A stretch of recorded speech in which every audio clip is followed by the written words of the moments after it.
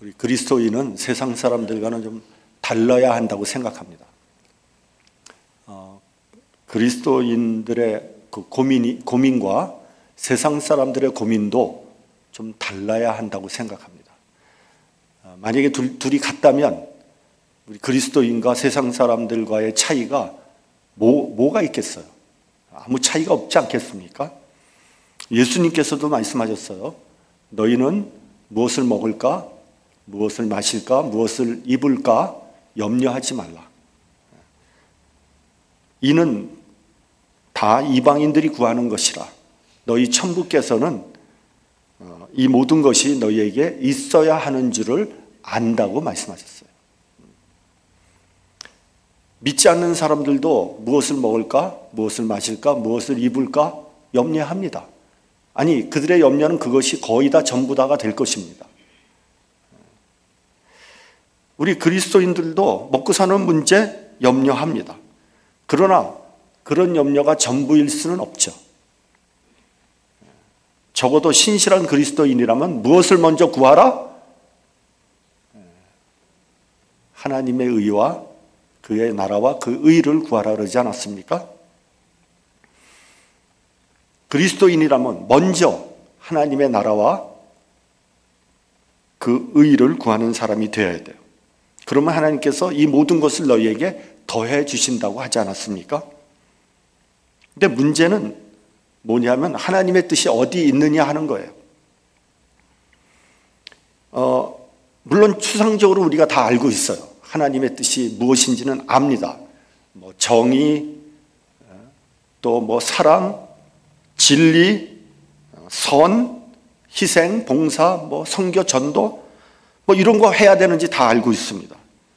그러나 구체적으로 나를 향한 하나님의 뜻이 어디 있느냐 하는 거예요. 지금 해야 됩니까? 말아야 됩니까? 가져야 됩니까? 말아야 됩니까? 가야 됩니까? 가지 말아야 됩니까? 그런 것들을 잘 몰라서 고민하게 되는 거예요. 더 나아가서요, 하나님의 뜻과 나의 뜻이 잘 맞지 않을 때가 있어요. 하나님의 뜻은 알고 있지만 그 뜻을 선뜻 따르고 싶은 생각이 없어요. 그럴 때 우리는 하나님의 뜻을 왜곡하고 또 나에게 맞게 합리화시킵니다. 여기에 우리의 문제가 있는 거예요. 그러니까 하나님의 뜻을 쫓으려면 내 뜻을 버려야 하는 거죠. 그러나 내 뜻을 버리고 싶진 않아요. 그래서 어떻게든지 내 뜻에 하나님의 뜻을 끼워 맞추려고 하는 거죠.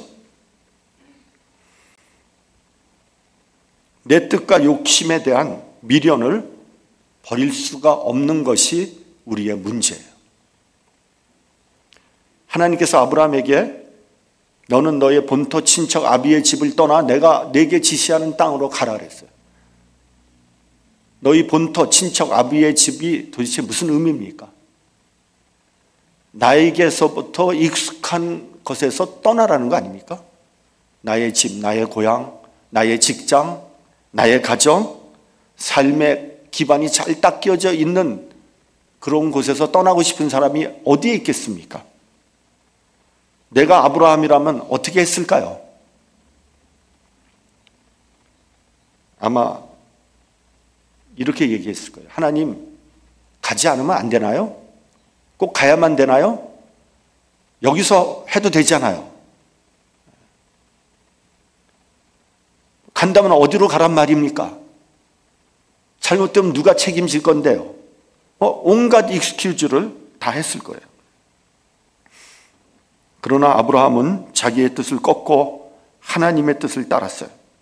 히브리서를 보면 믿음으로 아브라함은 부르심을 받았을 때 순종하여 갈 바를 알지 못하고 갔다고 되어 있습니다. 갈 곳을 알지 못하고 목적지도 모른 채 무작정 떠나라고 한 거예요. 아브라함도 물론 가고 싶지 않았지만 믿음으로 떠났어요. 자기의 뜻을 꺾었어요. 여기에 믿음이 필요한 거예요. 그래서 아브라함이 믿음의 조상이 될 수 있었던 거죠. 우리 본문 6절, 7절을 같이 봉독을 하겠습니다. 본문 6절, 7절. 자, 시작. 성령이 아시아에서 말씀을 전하지 못하게 하시거늘 그들이 부르기아와 갈라디아 땅으로 다녀가 7절 무시아 앞에 이르러 비두니아로 가고자 애쓰되 예수의 영이 허락하지 아니하시는지라. 성령이 아시아에서 말씀을 전하지 못하게 했다는 거예요. 참 이상한 일입니다. 그렇죠? 말씀을 전하는데 전하지 못하게 하는 거예요. 그 앞에 보면 5절에 이렇게 돼 있어요. 여러 교회가 믿음이 더 굳어지고 수가 날마다 더하니라. 그러니까 전도와 선교의 아름다운 열매가 주렁주렁 열린 거예요. 사람들이 변화되고 교회가 부흥되고 새로운 교회가 세워져요. 얼마나 신나는 일입니까? 여러분 신앙생활하면서 가장 신나는 일이 뭐예요? 교회가 부흥되는 거예요. 그것처럼 신나는 일은 없습니다. 그것도 수많은 방해와 핍박을 뚫고 이룩한 성과예요. 우리가 아는 바와 같이 유대인의 방해, 이방 종교의 핍박이 심각했습니다. 외부의 핍박만 있었던 것은 아니에요. 내부의 분열도 있었습니다. 사실은 이것이 훨씬 더 심각한 위험이에요. 여러분, 기독교는요, 외부의 핍박으로 무너지지 않습니다. 문제는 내부의 분열로 무너지고 있다는 거예요. 1차 선교 여행 때 바울과 바나바는 함께 다니면서 많은 열매를 얻었어요. 안디옥을 떠나서 소아시아 여러 도시를 다니면서 복음을 전했고요. 키프로스 섬까지 들어가서 많은 사람들에게 예수님을 소개했고요. 유대인뿐만 아니라 이방인들에게도 복음을 전하기 시작한 중요한 전환점이 되었어요. 그래서 기독교의 지경이 넓어지는 그런 성과를 얻었어요. 그 후에 바울과 바나바가 2차 선교여행을 떠나게 됐어요. 근데 문제가 생겼어요. 바나바의 조카 마가를 데리고 갈 것인가 말 것인가를 놓고 바울과 바나바가 심하게 다투었고 그래서 피차 갈라졌어요. 여러분 마가는 마가복음을 쓴 사람이에요. 그런데 마가는 1차 선교 여행 때 같이 동행을 했다가 무슨 이유인지는 모르지만 중간에 포기하고 돌아가 버렸어요. 그런 전력이 있기 때문에 바울은 그런 사람을 선교 여행에 데려갈 수 없다고 주장한 거예요. 그 주장은 타당하죠. 왜냐하면 선교 여행이라는 데가 선교 여행 얼마나 힘들고 위험한 여행입니까? 그런데 같이 가다 도중에 그만두고 돌아가다니요. 말이 안 되잖아요. 그러면 같이 간 사람들까지도 다 실망하게 되는 거 아니에요.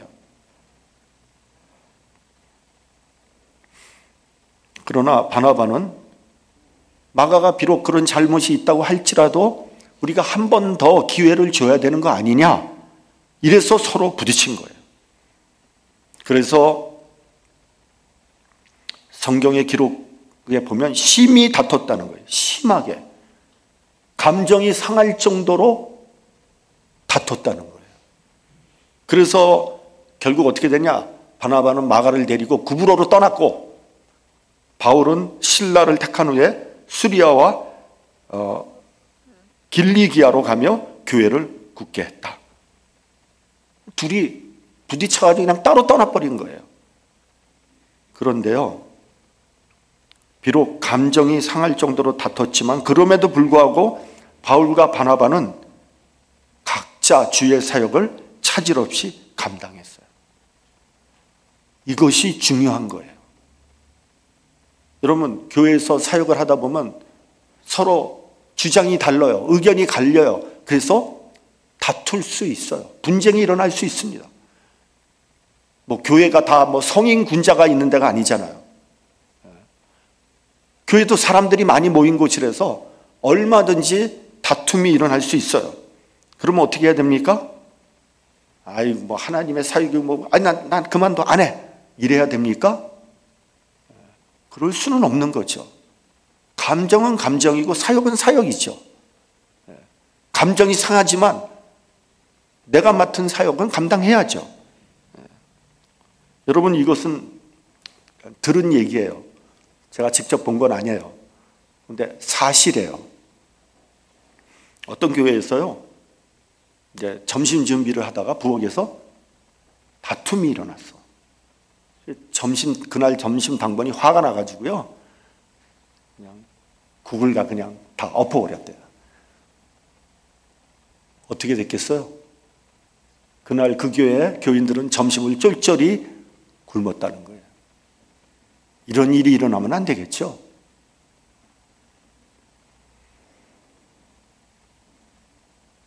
의견 차이가 생기고 다툴 수는 있지만 하나님의 사역은 그럼에도 불구하고 해야 되는 거죠. 그래야 성숙한 교인이에요. 바울은 이러한 어려운 가운데서도 소아시아에 열심히 복음을 증거했어요. 근데 성령께서 아시아에 말씀을 전하지 못하게 하셨다는 거예요. 정확히 무슨 일이 일어났는지 기록이 없으니까 알 수 없어요. 아마도 일이 이상하게 꼬여서 갈 수 없었을지도 모릅니다. 예상치 못한 일이 일어나서 계획이 꼬였는지도 모릅니다. 기상이변이 일어나고 또 갑자기 몸이 아파서 못 갔을 수도 있었는지 모릅니다. 하여간 뭘 하려고 그러면 앞길이 탁탁 막히는 사건들이 일어났어요. 그럼에도 불구하고 본문에 보면 부르기아와 갈라디아 땅으로 다녀가 무시아 앞에 이르러 비두니아에 가고자 애쓰되, 이렇게 돼 있어요. 그러니까 그렇게 막 여러 가지 어려운 일들이 생기는데도 불구하고 바울은 어떻게 해서든지 하나님의 말씀을 전하려고 애를 썼다는 거예요. 그런데 예수의 영이 허락치 아니했다, 이렇게 돼 있어요. 예수의 영은 성령 아닙니까? 성령께서 막았다는 거예요. 바울은 그제서야 성령께서 자신이 하려고 하는 일을 막고 계신다는 것을 깨달았어요. 아마 세상적인 어떤 이유로 막혔다면 그는 어떤 방법을 다 써서라도 뚫고 나갔을 거예요. 바울은 그런 사람이에요. 어떠한 장애가 있더라도, 어떠한 장벽이 있더라도 뚫고 나갔어요. 자신의 생명까지 희생할 각오가 돼 있던 사람이에요. 그런데 이번에는 좀 성격이 달라요. 성령께서 막으신다는 것을 알게 된 거예요. 여러분, 여기서 우리는 하나님이 막으시는 일도 있다는 것을 알아야 돼요. 하나님께서 문을 닫아버리셨어요. 계시록 3장 7절에 보면 이렇게 말씀하십니다. 빌라델비아 교회의 사자들에게 편지하기를 거룩하고 진실하사 다윗의 열쇠를 가지신 이 곧 열면 닫을 사람이 없고 닫으면 열 사람이 없는 그 이가 가라사대. 하나님께서 문을 닫으시면요, 그 누구도 그 문을 열 수 없어요. 반대로 하나님께서 문을 여시면 그것을 막을 수 있는 사람은 아무도 없습니다. 제가 이번에 북중 국경 지대 비전 치료하면서 안타까운 마음으로 북한 땅을 바라보았습니다. 북한과 중국의 국경은 두만강과 압록강이죠. 그렇죠? 근데 제가 그 두만강 상류를 갔더니요, 너무 좁아요. 그냥 뭐 이렇게 뭐 수영 쳐서 건널 필요도 없을 것 같아. 그냥 이게 대충 막 가서 걸어서도 막 건널 것 같아. 그리고 4월까지는 두만강이 꽁꽁 언다는 거 아니에요? 그러니까 과거에는 두 나라 사이에 강이 있는데 그냥 그 강을, 물론 압록강은 뭐 어마어마하게 넓습니다. 그래서 압록강은 못 건너요.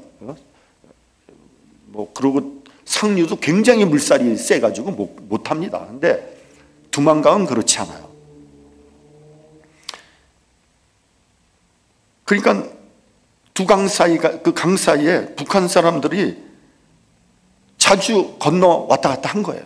1970년대, 80년대는 북한이 중국보다 훨씬 더 잘 살았기 때문에 뭐 북한 사람들이 그냥 강을 건너서 오간 거예요. 물론 그것이 불법이지만 뭐 막는 사람도 없고 굳이 막을 이유도 없었던 거죠.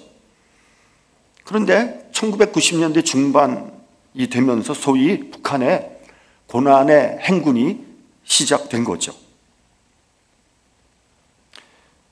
북한이 핵무기를 개발하면서 세계 각국에서 제재를 하기 시작했고요. 게다가 뭐 기후변화 때문에 몇 년 동안 정말 참혹한 흉년이 들어서 최소한 100만 명에서 최대 300만 명까지 굶어 죽었다는 거 아닙니까? 통계는 제대로 몰라요. 그러나 그렇게 얘기를 하더라고요. 여러분, 말이 100만이지 어마어마한 숫자 아닙니까? 끔찍한 얘기 아니에요? 반면에 중국은 개혁, 개방 정책을 써서 경제가 발전하고 나중에 북한보다 훨씬 잘 살게 되었어요. 미국의 조야에서는 그 당시 북한 정권이 틀림없이 무너질 거라고 예상을 했다는 거예요. 반드시 무너질 것이다. 그래서 더 경제 제재를 더 아주 그냥 힘있게 조인 거죠. 그런데 북한은 무너지지 않았어요. 그리고 수많은 북한 주민들이 식량을 얻기 위해서 강을 건너 중국으로 탈출했어요. 소위 대량 탈북 사태가 일어난 거예요. 왜냐하면 연변과 같은 그 국경지대는 북한 사람들의 친척들이 많이 살고 있었어요. 그리고 조선족 교회를 가면 식량을 얻을 수 있다는 그런 정보를 가지고 있었거든요. 대량 탈북 사태가 벌어지면서 중국과 북한이 국경 경비를 강화하기 시작했어요. 그리고 코로나 사태로 서로의 왕래를 철저하게 막았어요. 특히 북한에서 뭐 일체 들어오지 못하게, 오다니지 못하게 그렇게 철통같이 경비를 강화했다는 거예요. 그래서 제가 이번에 가서 봤더니요, 중국의 국경 그 강변에 철책선을 이중으로 쳤어요. 그리고 곳곳에 국경 초소와 CCTV가 설치되어 있어요. 그리고 건너 북한 쪽을 보니까 북한 강변에도 철조망을 다 쳐놨어요. 그리고 경비 초소들이 곳곳에 있는 거예요. 한 200m마다 그 경비 초소들이 있어요. 그리고 중국 사람들에 의하면 북한의 철조망에는 전기까지 흐르게 만들어 놨다. 그러니까 잘못하면 감전돼서 죽는 거 아닙니까? 그러니까 제가 보기에는, 제가 이렇게 딱 보기에도, 이제는 탈북이 물리적으로 불가능할 것 같다. 거의.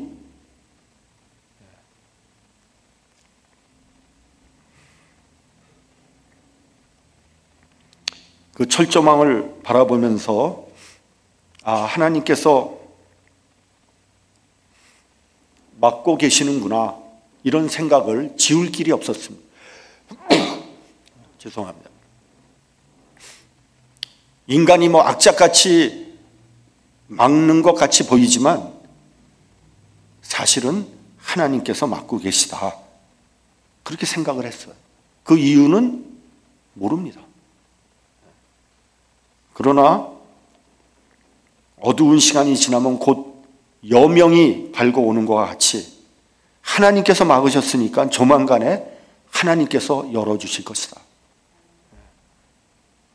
여러분, 북한을 들어갈 수 없는 여권은요, 대한민국 여권과 미국 여권밖에 없습니다. 나머지는 다 들어갈 수 있어요.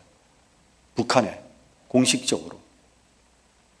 근데 여러분, 놀랍게도요, 우리하고 한국 사람들은 못 들어가지만 지금 각국에서, 우리가 알지 못하는 나라에서 북한에 복음을 증거하겠다고 연변으로 그렇게 오고 있다는 거예요.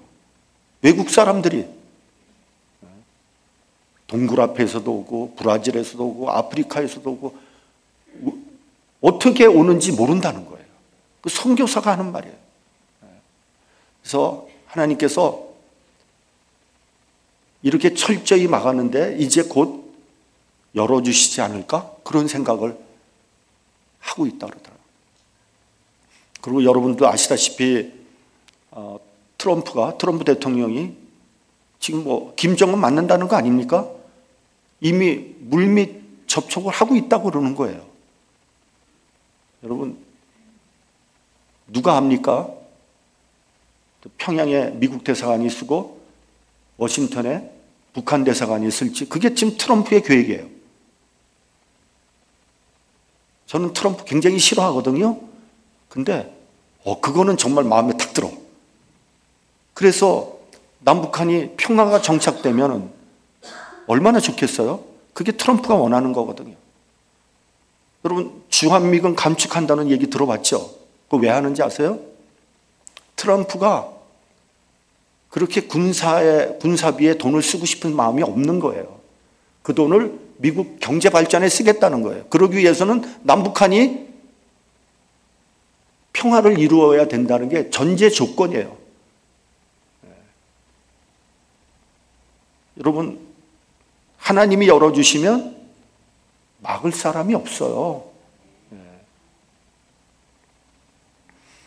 그래서 그 어떤 눈에 보이는 것은 완전히 꽉 막혔지만 마음속으로는 어떤 희망을 품고 돌아왔습니다. 우리 본문 9절 같이 봉독을 하죠. 본문 9절. 자, 시작. 밤에 환상이 바울에게 보이니 마게도니아 사람 하나가 서서 그에게 청하여 이르되 마게도니아로 건너와서 우리를 도우라 하거늘. 바울이 밤에 환상을 보았습니다. 자, 여러분, 환상. 우리가 환상에 대해서 조금 좀 생각해 봐야 돼요. 많은 사람들이 환상을 보고 싶어 합니다. 근데 여러분, 환상은 두 가지 차원에서 봐야 돼요. 첫째는 인간 주도적인 환상이 있어요. 사람의 잠재의식과 미래에 대한 강한 욕망이 집중되면서 생기는 정신적인 현상으로 환상이 보일 수 있어요.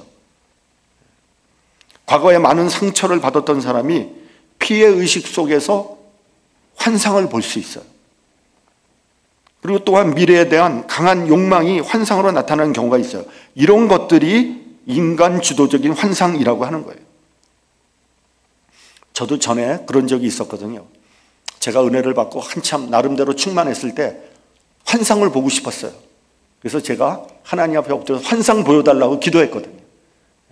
하나님, 환상 좀 보여주세요. 다른 사람들은 다 보는데 왜 저는 못 봅니까? 막 나중에는 때를 썼어요. 그래서 어떻게 됐게요? 받겠어요? 못 받겠어요? 못 봤어요.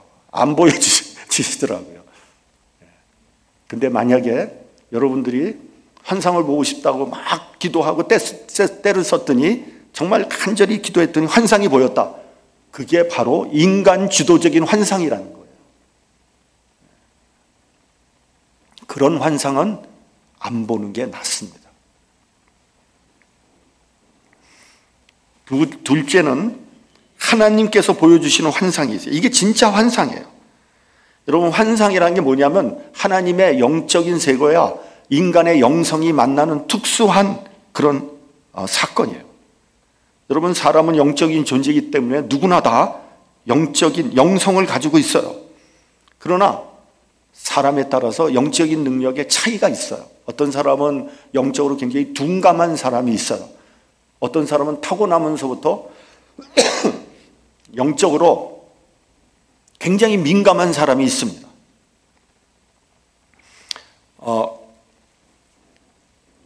그러나 대부분 어떨 때 환상이 보이냐면요, 육체의 한계를 극복할 때 영적인 능력이 극대화되면서 환상을 보게 되는 거예요. 예를 들면 묵상이나 기도를 열심히 하다가 혹은 금식을 자주 하게 되면 육체의 한계를 극복하는 것이 되기 때문에 영적으로 민감해지고 그럴 때 환상을 볼 수 있게 되는 거예요. 그런데 그것도 하나님께서 보여주셔야지 보이는 거예요. 만약에 하나님께서 보여주시는데 내가 영적으로 민감하지 못해, 그러면 보여주셔도 못 보는 거예요.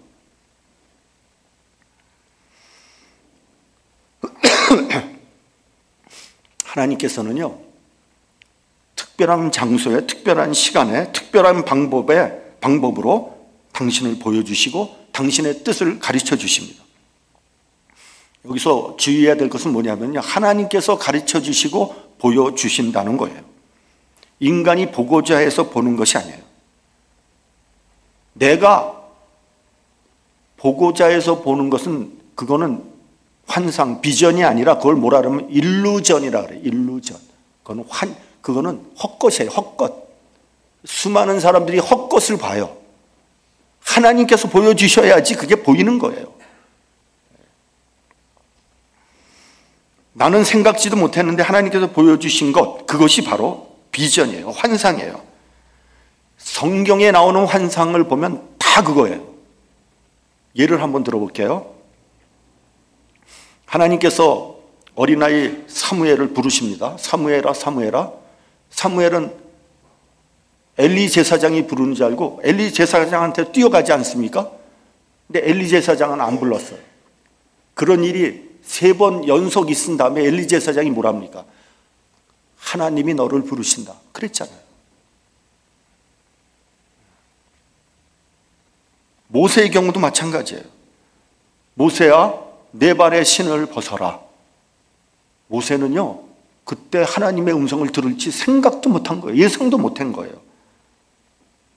근데 하나님의 음성을 들었어요. 바울도 마찬가지예요. 바울은요, 예수를 믿는 자를 붙잡아서 감옥에 집어넣으려고 다메섹 도상으로 가다가 예수님 만나지 않습니까? 지금 그는 하나님의 뜻을 거역하면서 그리스도인을 핍박하기 위해서 가는 도중에 정오에 호련히 주님께서 나타나셨어요. 사울아, 사울아, 네가 어찌하여 나를 핍박하느냐? 나는 네가 핍박하는 예수라. 사울은요, 깜짝 놀랐습니다. 이 말씀을 듣고 사울은 예수님의 제자 바울이 됩니다. 바울이 이런 사건이 있을 거라고 예상하지 못했어요. 이런 사건을 위해서 기도한 것도 없어요. 그런데 그는 대낮에 다메섹 도상에서 이 같은 환상을 본 거예요. 이 환상에 붙들려 그의 운명이 180도 달라지게 됩니다. 이것은 사도 바울 한 사람의 변화가 아니에요. 이로 인해서 전 세계의 역사가 바뀌었습니다. 환상으로부터 바울의 새로운 삶이 시작된 거예요. 바울은 이 환상을 따라 평생 살았으며 이 환상 속에서 죽었습니다. 이것이 사도 바울의 일생이에요. 여기서 우리가 기억해야 하는 것이 있어요. 바울은 몽상가가 아니에요. 바울은 입산수도하는 사람이 아니에요. 바울은 행동가며 지성적인 사람이며 적극적인 사람이고 강한 의지의 사람이었어요. 심지어 죽음도 두려워하지 않았어요. 그런데 바울은 환상을 보고 자신의 인생을 180도 바꿔버렸어요. 왜요? 그 환상을 하나님께서 주신 것을 알았기 때문이에요. 이렇게 바울은 늘 하나님에게 마음의 문을 열어놓고 있었습니다. 환상 속에서 마게도니아 사람 하나가 서서 말합니다. 마게도니아로 건너와서 우리를 도우라. 무슨 이유인지는 모르지만 아시아의 문을 닫으시고 마게도니아, 즉 유럽의 문을 열어놓으셨어요. 여러분, 하나님께서 길을 막으셨습니까? 반드시 다른 길을 열어주십니다. 문을 닫으셨습니까? 반드시 다른 문을 열어놓으실 것입니다. 이것을 알아볼 수 있는 영적인 눈이 열려야 돼요. 사도 바울은 그러한 눈이 열린 사람이에요. 그래서 이 문이 닫혔을 때 다른 문이 열릴 것이라는 것을 알고 있었고요. 이 길이 막혔을 때 과연 하나님께서 어떤 길을 열어주실까? 하나님의 뜻을 볼 수 있었던 거예요. 그리고 나서 새로운 결단을 내리게 됩니다. 지금까지 애쓰고 노력하고 계획했던 것을 과감하게 포기하고 새로운 모험의 길, 유럽으로 향하여 나갈 수 있었던 거죠. 여기에서 역사의 대변혁이 일어나게 됩니다. 바울의 위대한 순종으로 복음이 유럽으로 전파되게 되었고요. 이 복음이 미국을 거쳐 동방의 조그만 나라 우리나라에까지도 전파되었고 결국 오늘날 우리에게까지 이 복음이 오게 된 것입니다. 한국 교회사를 보면 언더우드 박사에 대한 기록이 나옵니다. 언더우드 박사는 1884년 신학교를 졸업하고 하나님께 헌신하기를 결심합니다. 그는 하나님 말씀을 전하기 위해서 인도로 갈 것을 계획을 세웁니다. 가난과 질병과 고통 속에 신음하고 있던 인도에 복음을 전하기 위해서 그는 인도 말을 1년 동안 인도 말을 배우고 의학을 공부를 합니다. 그렇게 열심히 준비하고 있었는데 어느 날 주님의 음성이 들려왔다는 거예요. 너는 어찌하여 한국으로 가지 않느냐. 그는 그 음성을 듣고 그때서야 한국이라는 나라가 이 지상에 존재한다는 걸 깨달았다는 거예요. 그러고 정신을 차리고 지도를 보고 한국이 어디 있는가를 그때 봤다는 거예요. 이것이 언더우드 박사가 한국에 오게 된 동기입니다. 그는 1885년 4월 5일 부활절 아침 인천항에 첫 발을 내디딤으로써 한국교회에 토대를 세우게 되었어요. 이런 사람들은 내 뜻대로, 내 계획대로, 내 생각대로 간 사람이 아니에요. 주님께서 보여주신 비전을 따른 사람입니다. 내 의견이나 내 계획은 깨끗이 포기하고 주님의 지시를 따랐어요. 이런 사람에게는 좌절이 없습니다. 실패가 없습니다. 오직 용기만 있을 뿐입니다. 사도 바울은 아시아의 복음을 전하기 위해서 매진했던 사람입니다. 그러나 그는 그 비전에 따라서 아시아를 포기하고 유럽으로 갔습니다. 이로 인해서 세계 역사가 바뀌게 됩니다. 환상에 사는 사람은 항상 긍정적입니다. 적극적이고 창조적입니다. 어떤 환경에도 굴하지 않습니다. 신앙이란 과거에 의해서 현재를 보는 것이 아닙니다. 약속의 미래에 의해서 현재를 보는 것입니다. 이런 사람은 자기를 초월합니다. 자기 아집, 자기 욕심, 자기 자존심, 자기 지혜, 자기 나약함을 다 극복할 수 있습니다. 왜냐하면 주님께서 주신 비전에 따라 살아가기 때문이죠. 이런 사람이 지혜의 사람이요, 용기의 사람이요, 은혜의 사람이요, 능력의 사람입니다. 이런 사람에게는 언제나 승리가 보장되어 있습니다. 주님께서 주신 은혜와 비전에 따라 내 계획을 포기하고 내 주장을 꺾고 주님께 순종하는 저와 여러분이 되시기를 주님의 이름으로 축원합니다. 기도하겠습니다.